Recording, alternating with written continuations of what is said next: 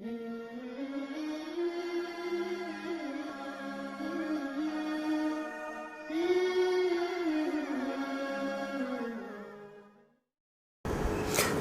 ابراہیم کے بے شمار فضائل ہیں، ان میں سے سب سے بڑی فضیلت یہ ہے کہ اگر آپ یہ چاہتے ہیں کہ آپ اللہ کے ولی بن جائیں، آپ یہ چاہتے ہیں کہ آپ کو اوصاف حمیدہ نصیب ہو جائیں، آپ کو اچھی عادات اور اچھی خصلتیں نصیب ہو جائیں اور بری عادات اور ہر قسم کے رذائل سے